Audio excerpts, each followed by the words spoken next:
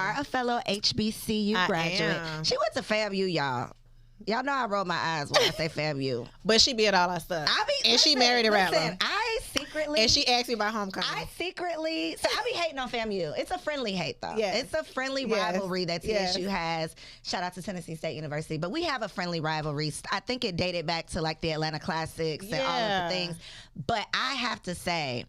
Nobody does it like FAMU, especially here in Atlanta. We don't y'all play. Y'all little FAMU or whatever y'all play. They don't play. Y'all don't play. And the school spirit, the school pride that y'all have. Like I asked her what she going to homecoming. She's like, what do you think? What? Did you wake up this morning? Yeah, like what else? Do you have braids in your hair? I love it. So what made you? And you said you're a Miami girl. Yes. So being from Florida, I feel like that probably influenced your decision to go specifically to FAMU. But what would you say was like your motivation to pick a HBCU and then to pick FAMU? Well, I'm a third generation Rattler, so my great uncles were drum majors. My dad was the first DJ. That's why I love. Well, you ain't have a choice, huh? Well, I did have a choice. I applied to Spelman, to Clark, and to Howard. But my dad was like, you can apply where you want to. We going to homecoming. If you get in my car, this is my first stop and my last stop. So I was like, let me go where all the cars stopping. But I fell in love with FAMU over time, and I fell in love with how my father was in love with the university.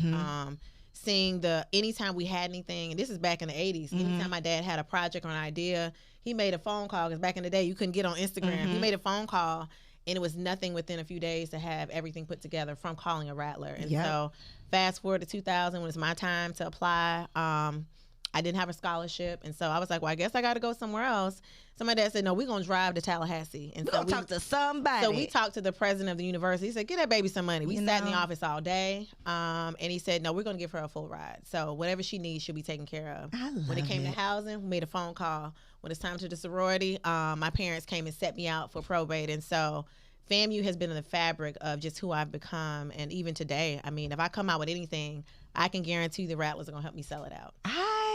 So this is what I love. So when I say it's a friendly hate, I be hating a little bit, because I secretly wanted to go to FAMU. They was too expensive. Your girl couldn't get no in-state tuition, so I had to go where the scholarship dollars was at. But when it comes to just the connection that y'all have, the little be out days y'all be had, all the things, the little big be out days. Okay, you know when people hate, they gotta say the little be out your days. Little friends. Yeah. But y'all really do it, and the relationships. It does not end when you graduate. Like the connections y'all have, the support you have. So when it comes to you as an entrepreneur, the business that you've established, how would you say, attending an HBCU? Because everybody out there is not going to have the privilege of going to FAMU specifically. That's okay. But there are plenty of other HBCUs for you to choose from. Just choose one. Or FAMU. Yeah.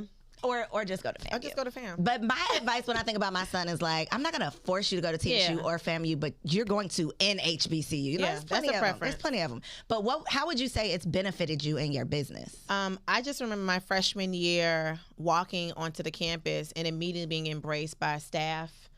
Baby girl, your dress too short. Or like, it wasn't like a judgment. It was an immediate, let me make you better. Auntie vibe. Immediately. So if I didn't do well on a test, it was off the record. Like, you don't got an F, but you can get if you do X, Y, Z. It's the hand holding, not to coddle you, but to make you better. It's the professors that are off the clock, that are still showing up for you at your events, that are writing recommendation letters for other things. That are I remember getting public relations student of the year, and I was like, this lady don't even like me. She said, I've liked you the whole time, but I knew if I was tougher on you, I saw the effect that it had on you becoming better. And so that same teacher, full circle, I ended up meeting her after graduation. She helped me get some things done. And so it really prepared me to be an entrepreneur. There was nothing I couldn't do without word of mouth. I was running campaigns. I was a campaign advisor for friends. I was a historian. And now when I do my media stuff for Instagram and all these different social media things, I know how to do it because I was trained with those tools. And so in HBCU, specifically FAMU, has taught me to own the room. Don't be afraid to stand out, obviously. Speak very eloquently, speak directly, and just know how to maximize my time.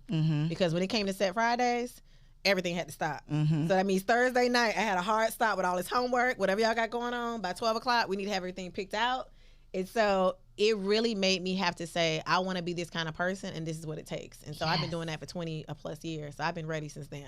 And I feel like the HBCU experience for black people, women and men, it's one of a kind. It's irreplaceable, and it really truly is. I mean, unless you live in Atlanta, which is black. It's like being HBCU like the HBCU grown up style, but you don't often or anywhere else really have an opportunity to really be surrounded by black excellence and black on every level. Yes. You know, from the locals to the leadership to and everybody in between. There's not many other, I don't know of any other experience or opportunity where you can just see black in so many different lights, but such a supportive, such a family. And so shout out to Deion Sanders, because he's definitely like shining a new light on HBCUs, because we got like shade so much so, you know, in terms of like, well, we have our facilities are less than, and you know, all of the things. And I feel like it's finally our time to shine. I love the fact that, and it's a little overwhelming that everybody has an HBCU initiative, but I love that it's now a marketing tactic, right?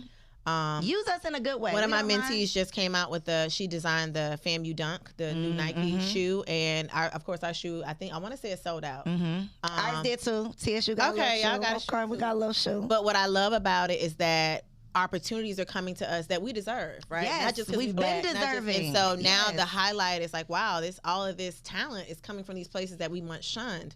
And so we're using it to our advantage, you know, because I talk to my friends all the time. It's like, is it cliche or is it convenient? I said, whatever it is, we're going to get this. We're going to use it, yeah. And so I love that now when I went to FAMU, Different World was my show. It still is. And so I couldn't wait to go to the utopian society where my dorm leader was black, a black everybody, girl. Top to bottom. I get to see the sorority stepping on campus. And this is what really happened when I got to FAM. I was like, wow, I'm in a different world. This is exactly what it is. Yes. So it was so exciting to experience that, and now to see, because there's no real TV show now. Right. So now social media is the TV show that they have to look at. And so now kids get to see the AKAs coming out at every school. You see they come out with a fully produced probate.